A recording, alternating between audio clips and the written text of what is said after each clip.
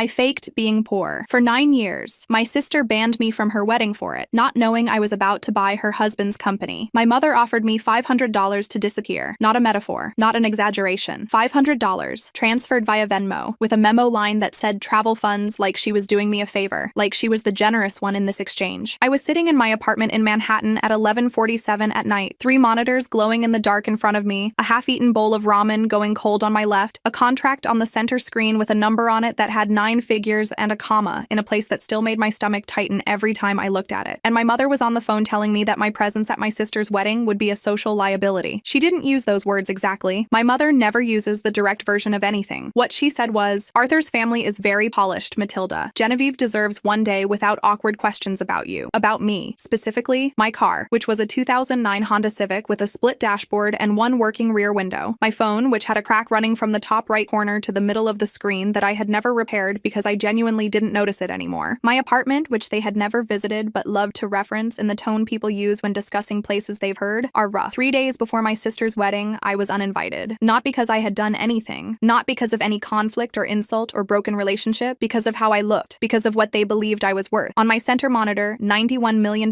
waited for my signature. I let my mother talk. "My name is Matilda Voss. I'm 31 years old, and for 9 years, I have been the family embarrassment. The sister who didn't marry well, didn't dress well, didn't network her way into the right rooms. The one who ate at Christmas dinner and answered questions about her work with vague non-answers because the honest answer was too complicated to give people who had already decided they weren't interested. The one my mother described to acquaintances as finding her path, which in our family is the phrase reserved for people who haven't performed success in a visible enough way to be claimed. I let them believe all of it, every single word, because I had learned something early in my career that most people learn too late, if they learn it at all. Greedy people ignore what they think is worthless, and there is no better shield in the world than being underestimated by people who are watching you. But I'm ahead of myself. Let me take you back to where this started, because the context matters, not for sympathy. I've stopped needing that, but because you need to understand how a family can look directly at something real for 9 years and choose every single time to see something else. I grew up in a suburb of Providence, Rhode Island, in a family that was comfortable by most measures and acutely aware of being less comfortable than the families they were adjacent to. My father, Gerald Voss, worked in commercial real estate. My mother, Patricia, ran the social architecture of our household with the precision of someone who understood that your standing in a community was a resource that required constant maintenance. Genevieve, 3 years older, was blonde and graceful and understood intuitively the performance my mother was directing. She was good at it, still is. I was the other one. Not ugly, not stupid, not unkind, just not performing. I wore practical clothes. I read things that weren't assigned. I got into Brown on a partial scholarship and spent more time in the computer science lab than at the social events my mother emailed me reminders about. I graduated with honors and an idea that had been taking shape in my head since sophomore year, and I moved to New York City with $11,000 in savings and a laptop I'd bought refurbished, and the specific, quiet certainty of someone who knows exactly what they're building even if they can't show anyone the blueprint yet. The idea was this: education technology was broken in a specific, fixable way. The platforms that existed were designed for institutions, for universities buying licenses, for corporations running compliance training, for systems that moved slowly and bought in bulk. Nobody was building for the individual learner who needed credentials that mattered, pathways that adapted, content that was actually current. I had been that learner. I knew what she needed. I was going to build it. I named the company Beacon Ledger Learning Systems. I registered it as an LLC on a Tuesday afternoon at the New York Department of State office in Lower Manhattan, paid the filing fee in cash, and walked back to my apartment and started coding. For the first 2 years, I worked nights and weekends at a UX consulting firm to pay rent, poured every spare dollar into Beacon Ledger, and told my family I was in tech when they asked, which was rarely. My mother described my situation to her friends as, "Matilda is doing freelance work while she figures out her direction." I heard this secondhand from my aunt and filed it away without comment. Year 3, Beacon Ledger launched in beta. 4,000 users in the first month, 12,000 by month 3. Not enough to quit my day job, enough to know the idea was real. I quit my day job at the end of year 3 anyway. My savings were mostly gone. I was eating rice and frozen vegetables and working 18-hour days in an apartment that had a mouse problem and a heating system that gave up every February. I drove home to Providence for Christmas in the Honda Civic, which I had bought for $3,400 from a lot in Queens, and I sat at my family's table while my father talked about commercial real estate and my mother talked about Genevieve's new boyfriend, and nobody asked me anything specific about my work because they had concluded there was nothing specific to ask about. Genevieve's new boyfriend was Arthur Pemberton. I met him that Christmas briefly. Handsome, polished, the particular brand of socially fluent that comes from expensive schools and the right last name. He worked at Northbridge Global Capital, one of the larger private equity and venture capital firms operating out of New York and Boston, and he talked about it the way people talk about institutions institutions they believe are more significant than they are. He shook my hand, looked at me with the pleasant blankness of someone who had already categorized me as unimportant, and turned back to my father. I drove home in the Civic and worked until 4 in the morning. Year 4, Beacon Ledger's first institutional contract, a mid-size professional development company that licensed our platform for their internal training arm. $92,000, annually renewable. I hired 2 contractors, moved to a better apartment, though I kept the Civic, partly from habit and partly because I had started to understand the value of the image I was presenting at home. Greedy people ignore what they think is worthless. Every year I went home for Christmas in the Civic with the cracked phone in clothes that cost nothing. Every year my mother found new ways to describe my situation to herself, still finding her feet, such a hard worker, in her own way. Once, and this is the one I kept in a note on my phone for a long time, she told someone at a dinner party that I was the artistic one, very inner-directed, not as social as Genevieve. I was a software company founder with 400,000 users and a growth rate that had attracted the attention of 2 venture capital firms. But sure, inner-directed. I took a meeting with Sterling Ridge Ventures in year 5. Their principal, David Cho, had been watching Beacon Ledger's metrics for 6 months before reaching out. David is 47, built Sterling Ridge's early-stage education tech portfolio from a standing start, and has a reputation in the industry for identifying companies that are undervalued because they're being run by someone who doesn't perform wealth convincingly. He told me this directly in our first meeting, which is how I knew I could trust him. "You dress like you don't need the money," he said, looking at my jacket. "I dress like someone who doesn't want attention from the wrong people," I said. He smiled. We shook hands. Sterling Ridge led our Series A at a valuation that made my accountant, a meticulous man named Robert Fleiss, who had been doing my book since year 2, call me from his car on a Sunday to confirm he had read the term sheet correctly. He had. I did not tell my family. This requires some explanation, because most people hear this and assume it was cruelty, that I was withholding information I could have shared in order to savor a future reveal. That's not what it was. What it was this. I had watched my family for 31 years, and I understood with precision what would happen if they knew. My mother would call me every day to discuss things she didn't understand. My father would introduce me to his real estate contacts as though they were my next logical step. Genevieve would mention it to Arthur casually, and Arthur worked at Northbridge, and I could not afford the specific kind of complication that comes from your private business life becoming a networking opportunity for your brother-in-law before the deal you're working toward is closed. More than that, I had spent 9 years building something without any of their help. Without their encouragement, their capital, their contacts, their belief, they had offered none of it. They had not offered it because they had looked at me and concluded I was not worth offering it to. That calculation was theirs. I had made my own. I was not going to hand them credit for a story they had no part in. So I kept the Civic. I kept the cracked phone. I drove to Providence every Christmas and sat at the table and let my mother describe me to herself. And I watched my family the way you watch a film you've already seen. Not for new information, but to notice things you missed the first time. Year 6, Beacon Ledger crossed 1 million users. Year 7, we launched our enterprise licensing platform and signed contracts with 3 mid-size university systems. Year 8, David Cho introduced me to Harris Alderman, a managing director at Northbridge Global Capital, at a conference in San Francisco. I shook his hand. We spoke for 20 minutes about our growth metrics. He did not know I was Genevieve's sister. I did not mention it. It was at that conference that the acquisition conversation started, quietly in the way these things always start. A compliment about the platform, a question about long-term plans, a card exchanged at the end of a conversation that ran longer than it was supposed to. Harris Alderman followed up by email 3 days later. His assistant copied on the thread. I did not tell my family. 13 months of due diligence, term sheet negotiations, legal review, and the specific sustained anxiety of watching a deal this size move through the machinery of a major capital firm without detonating. 13 months, and the final signing was scheduled for a Friday night at the Waldorf Astoria in Manhattan, a close-of-deal event that Northbridge hosted for acquisitions of this scale, because Richard Hale, their CEO, believed in marking moments. The signing was on a Friday. Genevieve's wedding was on a Saturday. 3 days before the Saturday, my mother called. I knew before she spoke that something was wrong. She has a register she uses when she's delivering news she has already rehearsed, a smoothness that is just slightly too smooth, the vocal equivalent of someone reading from a script they have gone over enough times to make it sound natural. She handed the phone to Genevieve first. "Arthur's family is coming," Genevieve said. "His mother invited half of Newport society. We talked it over. It would be better if you didn't come." I held the phone and looked at my 3 monitors. "I'm your sister," I said. "That's exactly why this is hard." My mother took over then. The explanation was thorough and unapologetic, which I have to give her credit for. She didn't dress it up more than necessary. Arthur's family was polished. The wedding was at Rosemont Hall, a venue in Newport that charged $12,000 for the Saturday booking alone. The guest list included people whose opinion of the Voss family mattered, and my presence, my car, my clothes, my undefined career, the cumulative impression I made, was a variable she could not control. Then she offered me $500. I looked at the acquisition contract on my center screen. $91 million,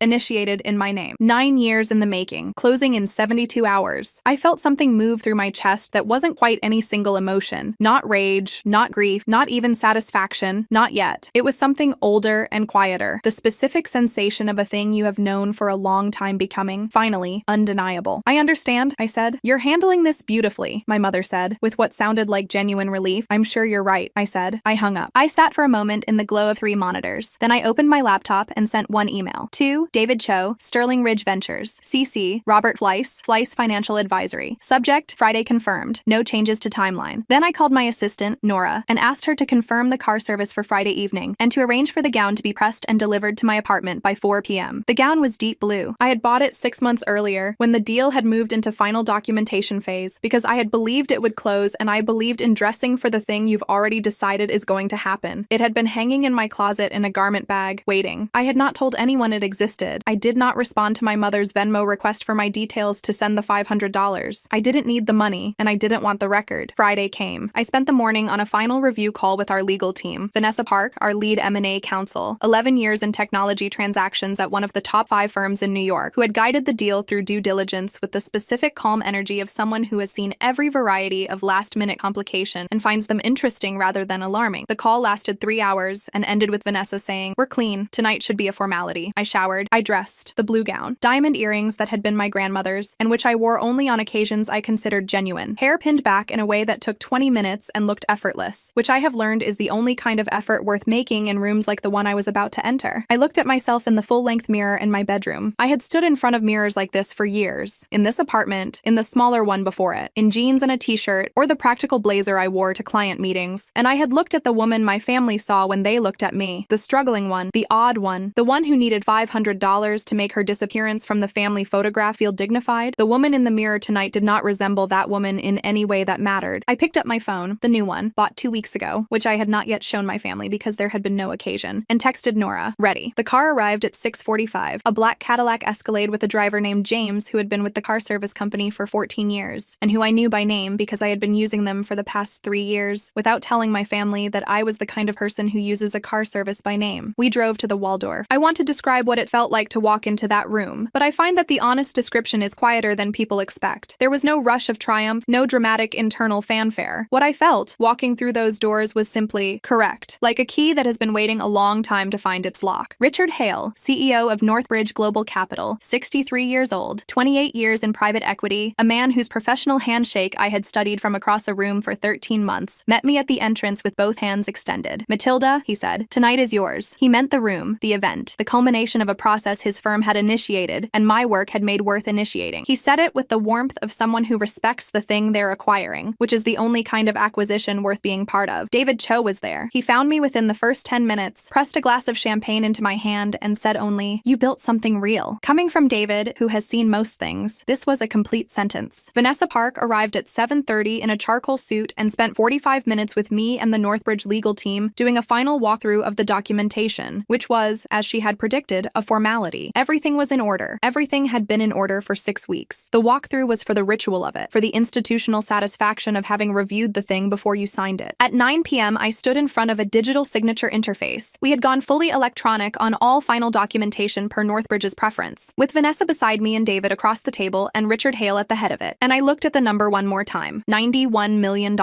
9 years. I thought briefly about the Christmas dinners, about my mother's voice saying inner directed, about the Venmo notification I had not yet dismissed. Then I clicked. The press embargo lifted simultaneously. It had been set at 9 p.m. at Northbridge's request. They preferred evening releases for major transactions, which generate morning news cycles. Across the room, phones buzzed against jacket pockets and table surfaces. The screens above the bar that had been showing market data shifted. Northbridge Global Capital acquires Beacon Ledger Learning Systems in $91 million cash deal. Beneath the headline, a photograph. The one from my company's most recent press kit, updated 6 months ago. Me, in the office, in front of the 3 monitors, my name, my company, my face. The room applauded. Richard lifted his glass. Someone near the back called out something that was swallowed by the general noise. Vanessa touched my arm briefly and said, "Well done," in the specific way she says things, which is without decoration. I smiled. I took a sip of champagne. 400 miles north, in a stone hall in Newport, Rhode Island, Arthur Pemberton checked his phone. I know what happened next because Genevieve eventually told me, in fragments, over the course of several conversations I did not seek out but did not refuse. She told me the way people tell stories about experiences that still haven't fully resolved into meaning, in pieces, going back to correct details, stopping in places that still hurt. Arthur had stepped out to the stone terrace after the first dance. He always check the Northbridge alerts, she said, and she'd learned to accept this as the price of being married to someone with that particular relationship to professional ambition. He was on the terrace for less than 2 minutes. He came back through the ballroom doors too fast. She knew immediately that something was wrong, not because of his expression, but because of the speed. Arthur moved at one speed in social situations, measured and deliberate, and he was not moving at that speed. He found her by the bar. He held out his phone without speaking. She read the headline. She saw the number. She scrolled to the photograph. "What did you tell me your sister does?" His voice was quiet, which was worse than loud. She told me that she genuinely did not process what she was seeing for a moment, that her brain tried to file it under misunderstanding, under coincidence, under there must be another Matilda Voss. She had never concealed my existence from Arthur, but she had described me the way my mother had taught her to describe me, the struggling one, the odd one, the one who was finding her direction. And the woman on that screen, mid-acquisition at a Northbridge gala, in a deep blue gown, was not the woman she had described. The room noticed. Rooms always notice when money changes shape in front of them. Lady Eleanor Kensington, Arthur's mother, the woman my mother had been trying to impress, the woman whose social approval had been cited as the reason I was not welcome at the wedding, stepped forward and read the screen over Genevieve's shoulder. Her expression, Genevieve told me, did not register shock. It registered recalibration, the expression of someone rapidly revising a set of social equations. Arthur left within the hour. Not dramatically, he was too controlled for drama. He told Genevieve quietly that they needed to speak with their families about a significant omission in the information that had been presented to the Kensingtons prior to the engagement. Lady Eleanor said nothing at the reception. She didn't need to. The silence that filled the room after Arthur walked out was doing the work for her. My phone started vibrating at 9:41. Dad, Genevieve, Mom again, my aunt. A number I didn't recognize that was probably a cousin. Mom, a third time. I stood at the edge of the room at the Waldorf, a fresh glass of champagne in my hand, and watched the notifications come in. Beside me, David Cho was talking to two of Northbridge's managing directors about something I wasn't tracking. The room was warm and loud in the specific way of celebrations where the money is real. I let the calls ring. Then, at 9:58, I picked up. My mother's voice came through on the edge of something, not quite tears. The too composed version that precedes tears in people who have trained themselves not to cry in front of others. "Matilda, tell me this is a misunderstanding." "There's no misunderstanding," I said. "You lied to us." I thought about that for a moment, about the Christmas dinners and the Civic and the note on my phone and the $500 and the phrase inner directed. "No," I said. "I let you believe yourselves." Genevieve's voice behind my mother, unraveling. "Arthur is leaving. His mother said we deceived them. They're saying the engagement may have been. Matilda, you have to call Northbridge. Tell them Arthur is family now. Tell them to—" My father took the phone. His voice had the specific texture of a man reaching for authority he no longer has. "Call Northbridge. Tell them Arthur is family. Fix this. Not I'm sorry. Not we were wrong. Not I didn't know you were building something real and I should have asked. Fix this." I looked at my reflection in the glass of the door across the room. The blue gown, my grandmother's earrings, the face of a woman who had built a $91 million